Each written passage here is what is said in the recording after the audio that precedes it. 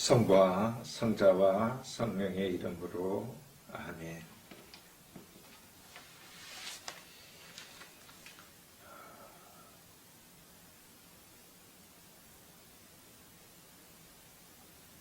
시작 기도로 욥의 욥기에 대한 말씀을 들어봅시다. 욥이 일어나 겉옷을 찢고 머리를 깎았다. 그리고 땅에 엎드려 말하였다. 알몸으로 어머니 배에서 나온 이 몸, 알몸으로 그리 돌아가리라. 주님께서 주셨다가 주님께서 가져가시니 주님의 이름은 찬미 받으소서. 욥기에서 욥은 일생에서 우리의 모든 것을 반추해 볼 수 있는데 욥의 이 말은 물질적이고 정신적인 모든 것이 사라졌을 때 하느님 앞에 고백합니다.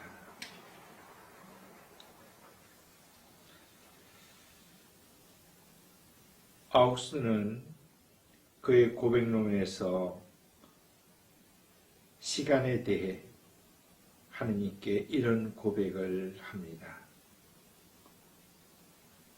당신의 시간은 가지도 않고 오지도 않았지만 우리들의 시간은 오기 위해 가고 또 가기 때문에 오는 것입니다. 당신의 시간은 항상 변함없이 흐르지 않기 때문에 오는 시간에 가는 시간이 밀려나는 일이 없지만 우리네 시간은 끊임없이 흘러갑니다. 아우구스티누스의 이 고백은 인간이 하느님 앞에 왜 겸손해야 하는지를 단적으로 보여주는 말입니다. 이 지구상 살아있는 모든 것들은 언젠가는 소멸되는 유한적인 존재입니다. 자연의 법칙을 거스를 수 없는 이 지구, 아마도 인간만이 그래서 겸손함을 아는 유일한 존재인 것 같습니다. 욥이 일어나 겉옷을 갈고 머리를 깎았다. 그리고 땅에 엎드려 말하였다. 알몸으로 어머니 배에서 나온 이 몸, 알몸으로 그리 돌아가리라. 주님께서 주셨다가 주님께서 가져가시니 주님의 이름은 찬미 받으소서. 저의 첫 번째 주제는 하느님 안에서 나는 어떤 존재인가? 나는 누구인가라는 주제를 가지고 말씀을 드리고 싶습니다.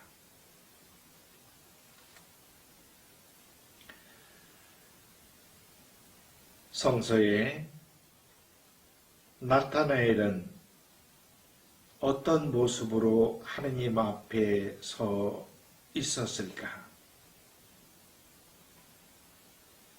역사적으로 인간은 누구나 나는 누구인가라는 자신에 대한 질문에 처해 있습니다.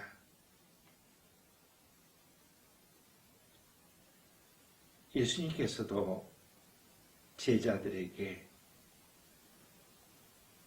사람들은 나를 누구라고 말하느냐고 묻습니다. 그리고 그 다음 제자들에게 너희는 내가 누구인가? 너희들의 생각은 어떠냐고 묻습니다. 그리고 성서에 보면 예수님께서 친히 당신이 누구이신지를 계시하시는데 여러 말씀을 하셨죠. 야훼께서는 모세에게 나는 있는 자 그로다라고 나는 나다라고 당신을 소개하시듯이 예수님께서는 나는 길이고 진리고 생명이라고 말씀하십니다.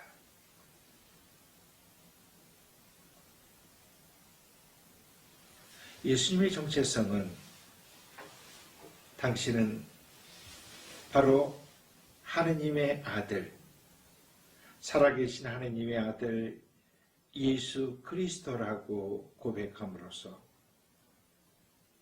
우리 신앙의 원천이라 할까요? 근원이라고 할까요?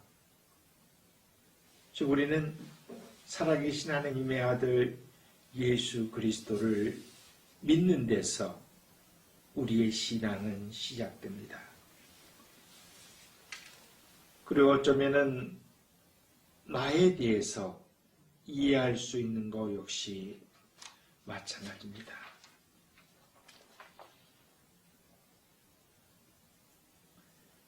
사실 우리 스스로가 자신에 대해서 나는 누구인가라는 이 질문에 앞서서 우리에게 가장 두려운 것은 내가 나를 제대로 볼 수 없다는 것입니다.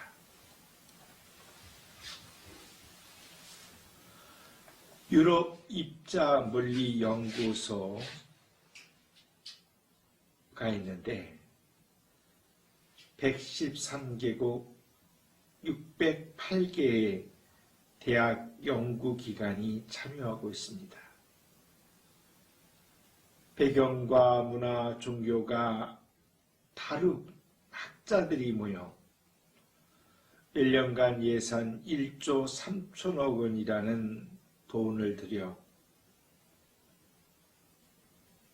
140억 년 전 우주 탄생, 빅뱅, 별들에 관해 연구하는 기관인데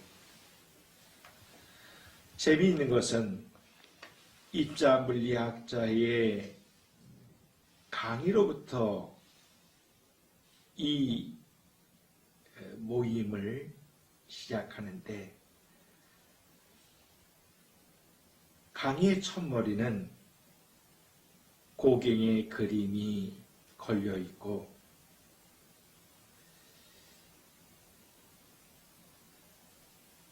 여기에서 강사는 우리는 무엇인가? 우리는 어디에서 왔는가? 우리는 어디로 가는가? 근본적이며 핵심적인 이 질문으로부터 이야기가 시작된다고 합니다.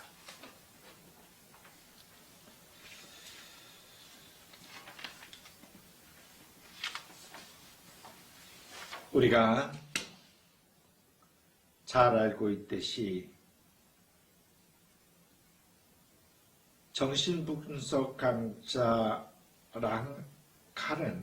람칸은 이렇게 얘기합니다. 나는 내가 존재하지 않는 곳에서 생각한다. 그러므로 내가 생각하지 않는 곳에서 존재한다. 우리가 잘 알고 있는 데카르타는 나는 생각한다. 그러므로 존재한다. 데카르트는 이성적인 인간을 전제로 논의를 전개했다면 랑칼은 욕망으로 뜨거운 구체적인 인간을 보려 했습니다. 여기서 랑칼은 우리는 생각하는 곳에 존재하지 않고 생각하지 않는 곳에서 존재한다고 말하고 있습니다. 즉, 생각 속에 있는 나, 실제 나와는 다르다는 것입니다. 다른 말로 표현한다면 존재하는 나와 생각하는 나는 차이가 있고 일상생활을 하는 나와 생각 속의 나는 다를 수밖에 없다는 것입니다.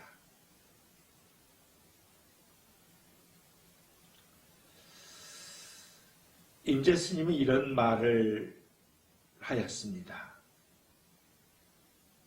이르는 곳마다 주인이 되어야 함을.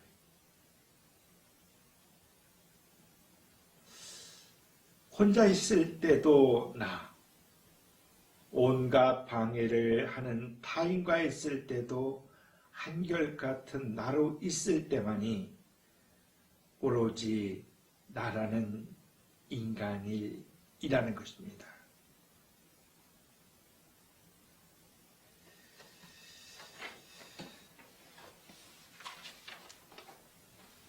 자, 우리가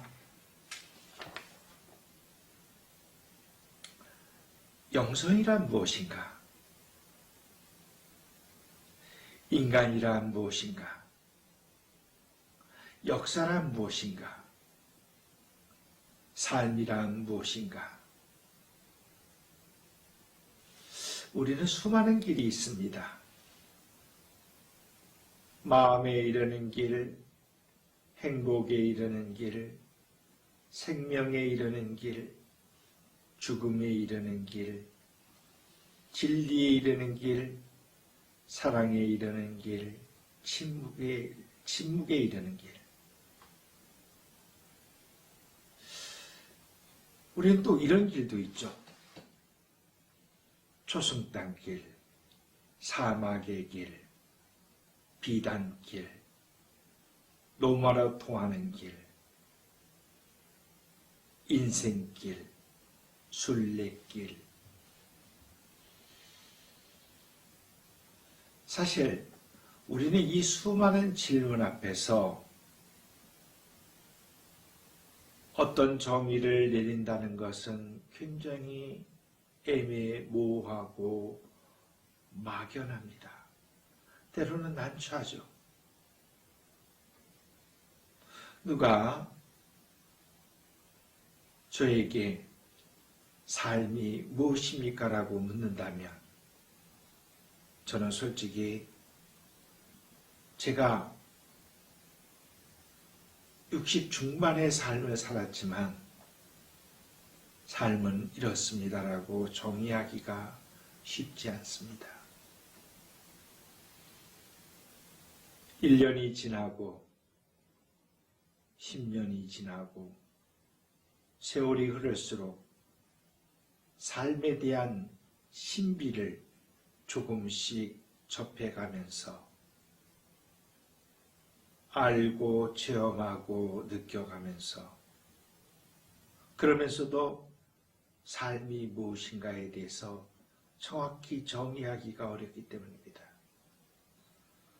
사실 저는 여러분에게 이런 말씀을 이야기를 드리고 있지만 제가 드리는 이 모든 이야기조차도 이것이 정답이다.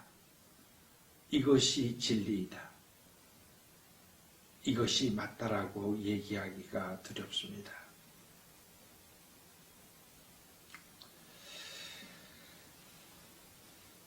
역사학자 칼은 역사가 무엇인가라는 이 질문에 대해서 이렇게 그의 저서에서 얘기하고 있습니다. 역사란 현재와 과거의 끊임없는 대화이다. 만약 모든 역사가 현재사가 되지 않는다면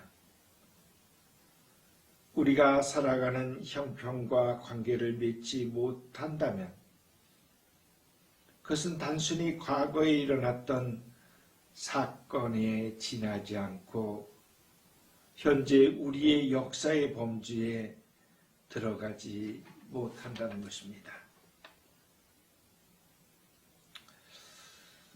우리의 삶, 우리의 영성 생활을 이 칼의 역사에 정의해 본다면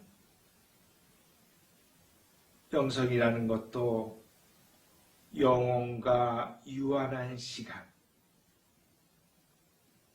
이 사이에 끊임없는 대화로 정의할 수 있습니다. 우리가 삼정기도의 형태만 보더라도 영혼으로부터의 제안과 성모님의 응답, 그리고 대화의 결과로서 예수님의 육화, 또 거기에 새롭게 시작되는 또 다른 대화로 새로운 미래가 전개됨을 볼 수 있습니다. 주님의 천사가 마리아께 아뢰니 성모님께서 주님의 종입니다. 그 말씀의 제안에 이루어지기를 원합니다라고 응답함으로써 강생의 신비는 시작되고 예수님은 비로소 성모님의 혈육을 통해서 육화하셨다는 것입니다. 사실 우리가 서로의 관계 속에서 대화를 하고 나누고 함께 공유하는 것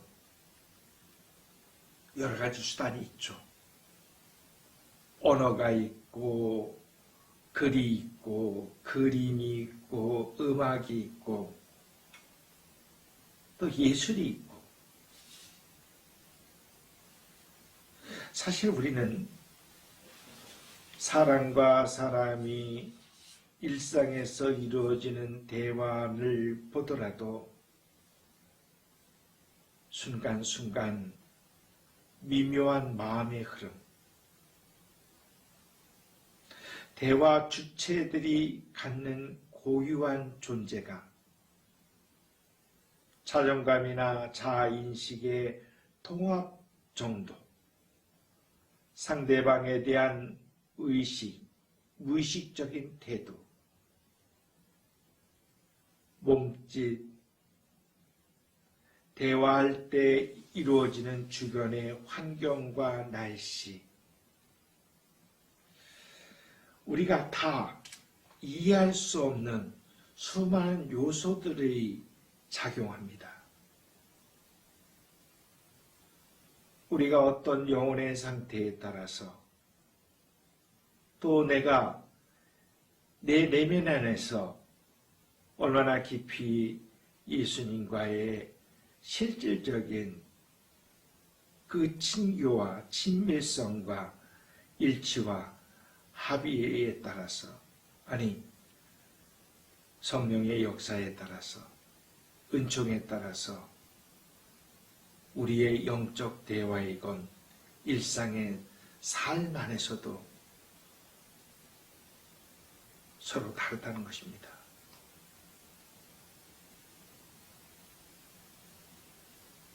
영혼과의 대화, 영성이라는 것이 영원한 것, 즉 하느님과 유한한 인간과의 이 대화를 통해서, 관계를 통해서, 실질적인 삶을 통해서 영적 생활의 깊이도, 그 색깔도, 그 모습도, 형태도, 빛깔도 다르듯이 우리의 대화의 한 모습처럼 우리의 삶도 수많은 어떤 요건들이 작용된다는 것입니다.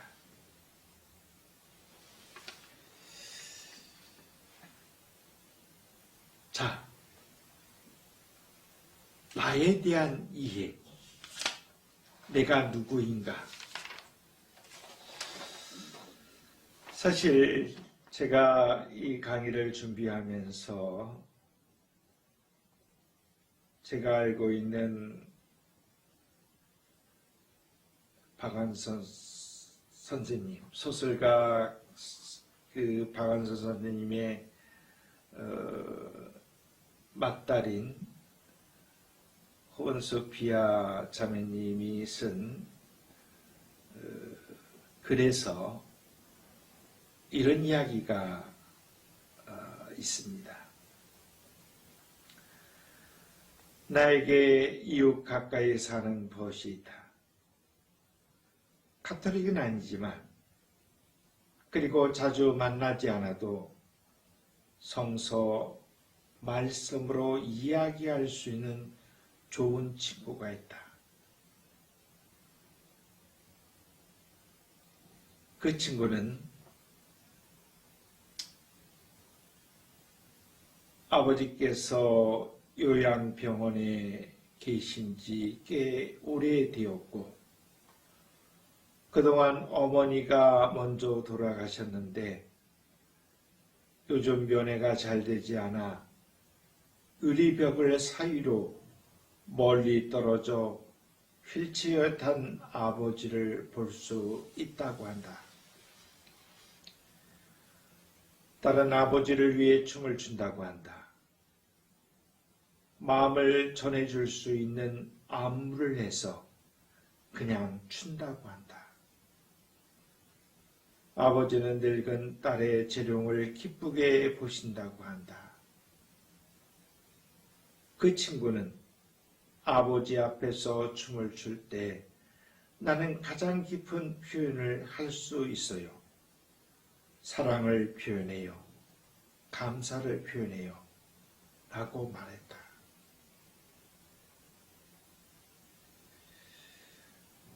사실 저 역시 이 이야기를 들으면서 나는 가르멜의 내 형제 자매들 앞에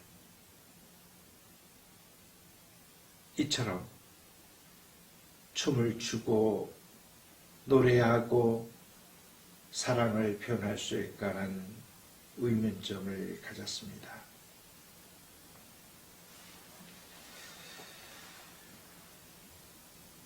그러면서 용기를 냈죠.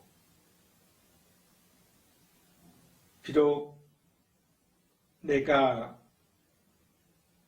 나누고 싶고 이야기하고 싶은 것을 서투른 춤으로, 노래로, 사랑으로 표현할 수 있다면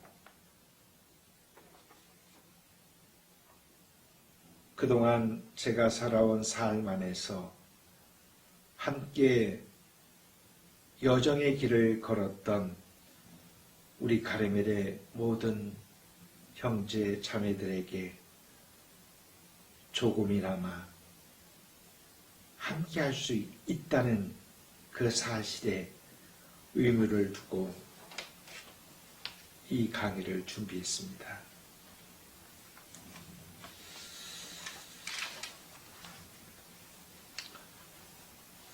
제가 살아오면서 저 역시 나는 누구인가? 나는 어떤 사람이 되어야 하는가? 라는 스스로의 질문 앞에서 이오네스의 단편소설 코뿔소에 나오는 그 인물을 생각해 봤습니다.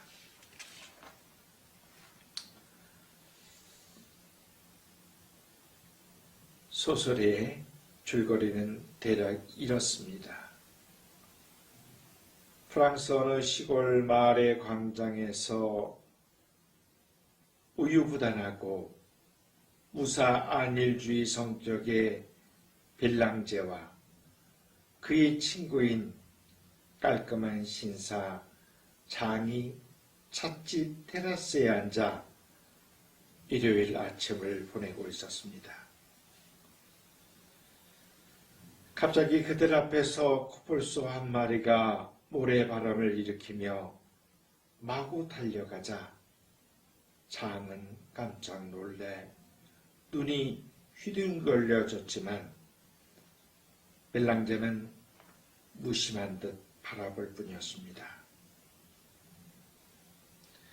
그러자 장은 친구에게 능동적이고 활력 있게 살아가라고 충고했습니다. 다음날 회사에도 코뿔소가 몰려들었습니다. 마을 곳곳에서 사람들이 코뿔소로 변하기 시작했습니다. 주인공 빌랑제 역시 자기 친구 장이 자기 눈앞에서 코뿔소로 변하는 것을 목격했습니다. 이제 학교 선생님도 코뿔소 소리를 내고 방송국 아나운서도 코뿔소 목소리로 방송을 하고 소방서 아저씨도 코뿔소가 되었습니다. 마을은 이제 코뿔소들의 천국이 되어 때로 몰려다니며 건물을 하나 둘 부수기 시작했고 벨랑제는 자신도 언제 코뿔소가 될지 몰라 걱정하고 있었는데 그의 애인마저 우리야말로 틀림없이 비정상적일 거예요 라는 말을 하며 코뿔소로 변해버리고 말았습니다.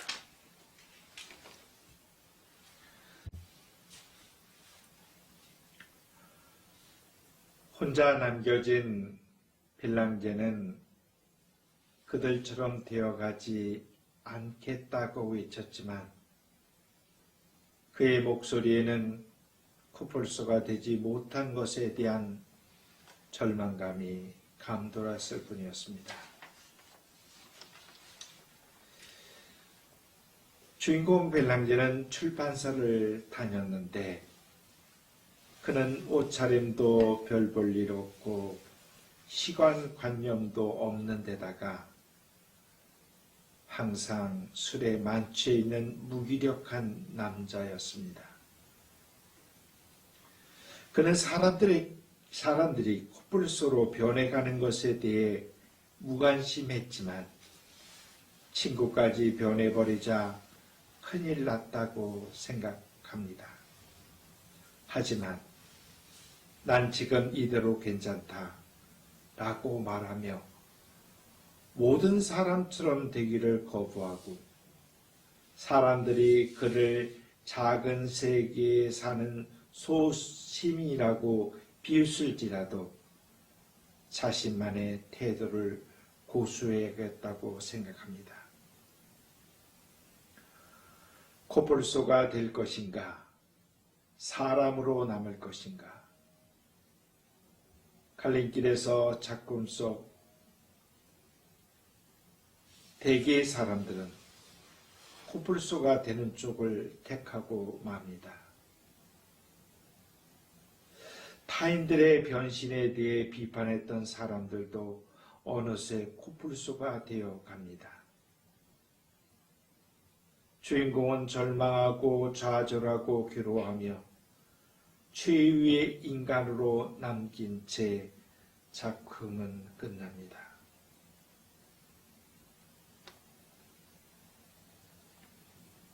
그 후 그가 코뿔소가 되는지는 알 수 없고 독자의 몫입니다. 그것이 나의 모습이라면, 우리의 모습이라면, 집단의 폭력성은 전염병 같아 우리도 모른 채 전염되어 자신인 양 행세할 수 있습니다. 이 코뿔소의 실제 주인공은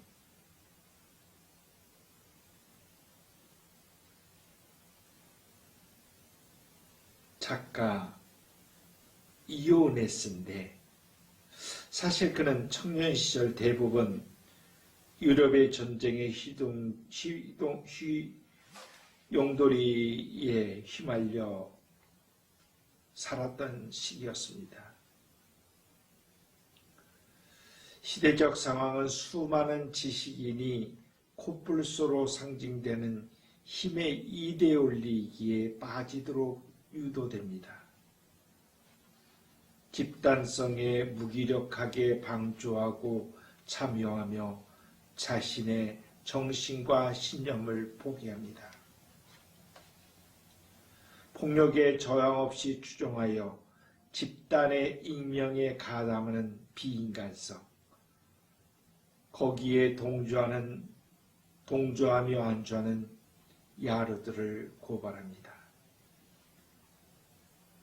인간이 개성을 잃고 군중 속에 매몰되고 우리가 살고 있는 이 현재 안에서도 우리는 보이지 않는 시대, 군중, 문화, 과학 여러 가지에 압제되고 폭력의 휘두름을 받고 있는지도 모릅니다. 주인공 벨랑게는 끝까지 인간으로서의 삶을 포기하지 않고 인간으로 남기를 바랍니다. 우리 역시 마찬가지일지도 모릅니다. 우리가 참 하느님의 자녀로서의 삶이라는 것은 어쩌면 세상에 역행되는 삶일지도 모르지만 예수 그리스도께서 그러하셨듯이 우리도 그분처럼 살지 않는다면 진리가 무엇인지, 참생명이 무엇인지, 구원이 무엇인지, 부활이 무엇인지, 사랑이 무엇인지를, 그리고 무엇보다도 인간이 인간으로 살아야 되는 삶이 무엇인지를 읽고 살지도 모릅니다. 어느 철학자는 이렇게 말하고 있습니다. 공부하는 이유는 흔들리지 않기 위해서라고요. 그럴지도 모릅니다.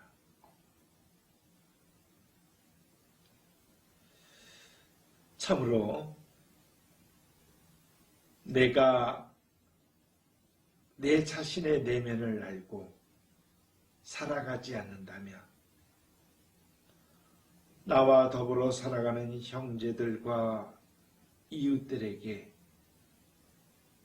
최소한의 폭력을 주지 않기 위해서 우리는 알아야 되고 자각해야 되고 공부해야 됩니다. 남들에게 우월하게 보이려고 자신의 지식을 안다고 뽐내는 사람처럼 미성숙한 사람은 없습니다. 세상 아래 특별한 것은 없습니다. 모든 것은 열려져 있습니다. 자신만이 알고 있다고 생각하는 것만큼 오만하고 바보스러운 이 어디 있겠습니까? 우리는 매일매일 치열하게 열심히 꽉 채워서 살아야 하는지도 모릅니다. 그러나 우리는 분명히 우리가 인간임을 인식해야 됩니다.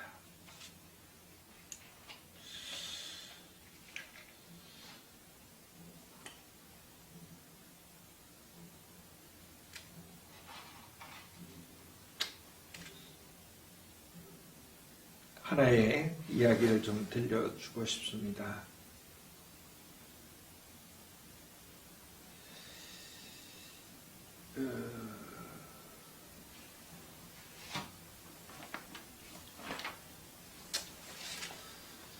우리가 타자의 얼굴, 사실 나를 알기 위해서는 너라는 타자를 알아야 됩니다.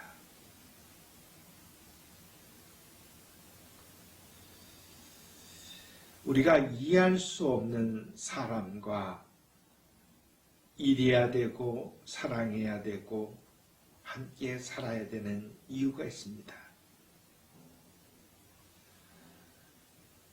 엠마누엘 레비나스는 타자를 이렇게 정의합니다. 글자 그대로 자신 위의 사람이 아니라 소통이 안 되는 사람, 타자, 즉 이해할 수 없는 사람을 뜻합니다. 일본의 해부학자 요로 다케스 교수는 바보의 벽이란 저서에서 바보의 벽을 뜻하는 것은 바보의 벽이 가로막혀 있어 말이 통하지 않는 상태라고 표현합니다. 즉, 레비나스가 말하는 타자, 소통이 안 되는 사람과 같은 것입니다. 레비나스는 타자의 중요성을 끊임없이 연구하고 철학적 관점에서 해석했습니다. 즉, 타자는 깨달음의 계기라는 것입니다. 자기 시점에서 세상을 이해한다 해도 그것은 타자에 의해서 세상의 이해와는 다르다는 것입니다. 당신 생각은 틀렸어라고 부정할 수도 있고 긍정할 수도 있다. 나와 세상을 보는 관점이 다른 타자는 배움과 깨달음의 계기로 삼는다면 지금까지 다른 관점의 가치관을 얻을 것이다. 우리가 신앙을 보는 관점도 하느님을 바라보는 것도 타자가 될 수도 있고 바보의 벽이 될 수도 있습니다. 우리가 안다고 하는 것은 이해한다는 것이나 바꿨다는 뜻입니다. 즉, 변화가 수반되어야 한다는 것입니다. 관점은 나라는 자아를 배제시키고 보아야만 아주 조금 상대편을 볼 수 있다는 것입니다.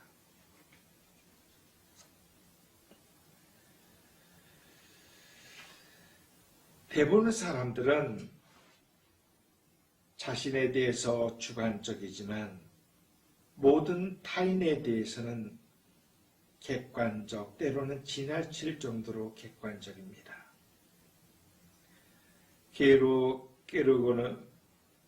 게고르는 이렇게 말하고 있습니다. 그렇지만 우리에게 주어진 임무는 정확히 자신에 대해서는 객관적이고 모든 타인에 대해서는 주관적일 수 있는 것이다. 게르고의 주장은 우리는 자신을 주체로 생각하지만 타인들을 하나의 대상으로 생각하기 쉽다는 것입니다. 타인들을 내가 통제할 수 있는 물건처럼 생각한다는 것입니다. 타인을 물건처럼 내 마음대로 좌지우지할 수 있다고 생각한다면 우리는 타인을 사랑한다는 것은 있을 수 없는 일입니다. 예수님께서도 말씀하셨죠. 내 이웃을 내 몸같이 사랑하라. 어쩌면 타자, 너가 있으므로 내가 존재하고 타자는 너는 내가 있으므로 너가 존재할지도 모릅니다. 창세기에 본다면 야훼 하나님께서 아담을 창조하신 후 혼자 있는 것을 좋게 보지 않으셨습니다. 그래서 그 아담과 짝을 만들어 주신 거죠. 그것이 하와입니다. 사실 성서에서 아담과 하와라는 것은 남성과 여성의 구분이 아닙니다. 그것은 인간은 혼자가 아니 너와 나라는 우리라는 공동의 의식입니다. 그래서 공동체라는 것은 꼭 남자와 여자가 함께 존재할 때 공동체가 이루어지는 것만은 아닙니다.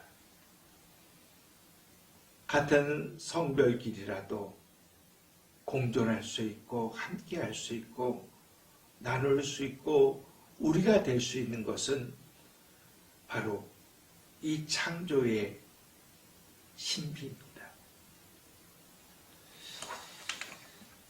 자, 다른 말로 한다면 내 몸같이 이웃을 사랑한다는 의미는 이웃을 사랑하는 만큼 나를 사랑할 수 있고 내가 나를 사랑하는 만큼 이웃을 사랑할 수 있다는 것이죠. 우리는 신앙이라고 이야기합니다. 사실 하느님을 믿고 사는 것과 실제로 신앙인으로서 하느님을 아는 삶에는 엄청난 차이가 있습니다. 나는 신앙인으로 사는가? 하느님에 대한 이야기만을 하면서 살지는 않는가? 나는 자유의지로 하느님을 아는가? 하느님의 이야기만을 하면서 그런 척하며 살고 있지는 않는가?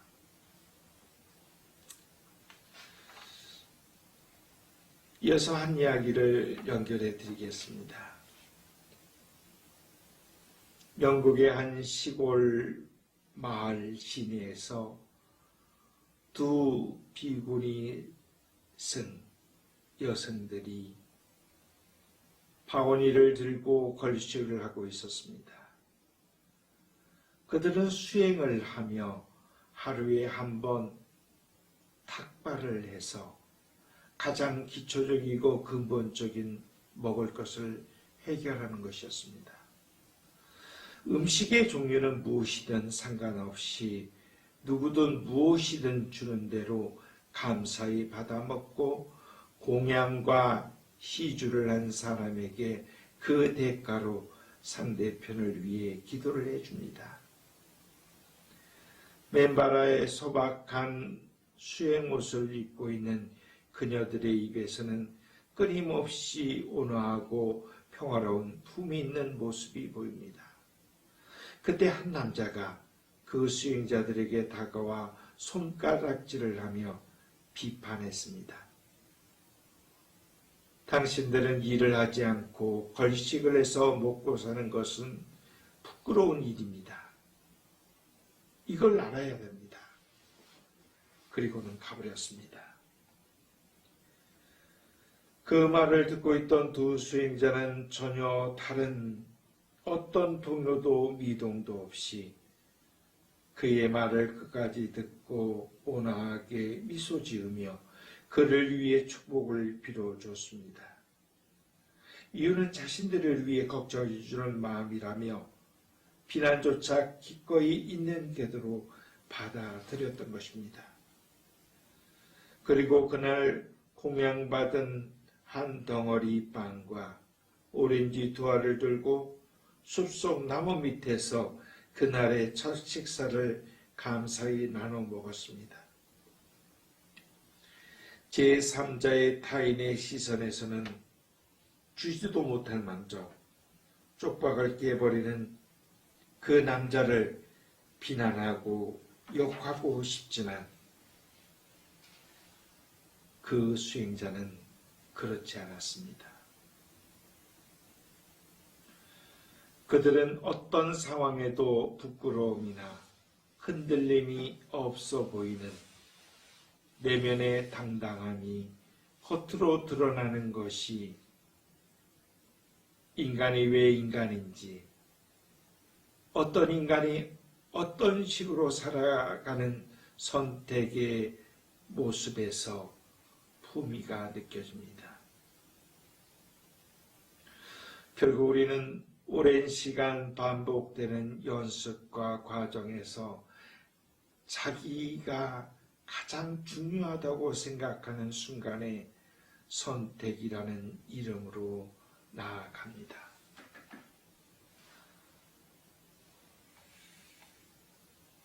우리 삶에서 일상에서 가장 어려운 것은 똑같은 일을 반복하는 것입니다. 어머니들은 매일 자녀들을 위해서, 가족들을 위해서 밥을 지어야 되죠. 아버지는 가족들의 생계를 위해서 매일 똑같은 직장을 같은 시간에 출근하고 일하고 퇴근해야 됩니다. 우리의 삶 속에서 실제로 어려운 것은 매일 똑같은 일을 반복해서 하고 있다는 것입니다. 성무일도 그 성무일도가 그렇게 좋지만 매일 우리는 그 시간을 성화시키기 위해서 그 시간에 성무일도를 들고 기도하는 것은 결코 쉽지 않습니다. 하루에 30분이건 2시간이건 하느님 앞에 머물러 있는 시간이 얼마나 소중하고 가치롭고 그것이 하느님에 대한 사랑인지를 알면서 우리는 매일 그 시간을 지켜내기가 쉽지 않습니다. 매일 청소를 한다는 거, 매일 세수를 해야 된다는 거, 매일 같은 일을 한다는 거. 근데 그 일이 어쩌면 가장 어렵지만은 그 일을 하지 않는다면 우리는 우리의 하루의 삶을 다 이룰 수는 없습니다.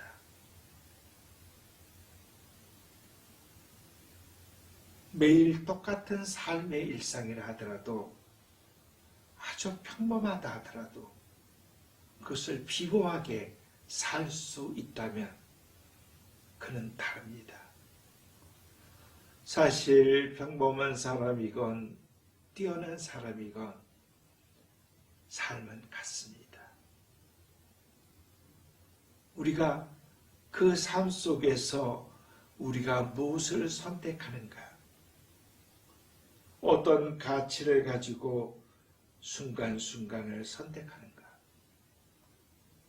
사실 우리가 하느님의 시간 안에, 영원한 시간 안에 우리의 유한한 시간을 함께하는 그 순간, 그것이 순간의 성사가 됩니다. 하느님의 실존, 현존, 하느님과 더불어 살아가는 삶.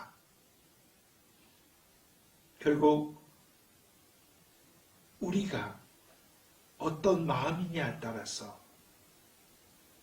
그 마음 안에 우리는 실제로 살아있는 것입니다. 내 마음 안에 하느님의 마음이 있다면, 내 마음 안에 그분의 아픔이 있다면, 내 마음 안에 그분에 대한 그림이 있다면, 내 마음 안에 그분의 사랑이 있다면, 내 마음 안에 그분을 향한 기도가 있다면, 그 사람의 삶은 순간순간 거룩한 성사가 됩니다.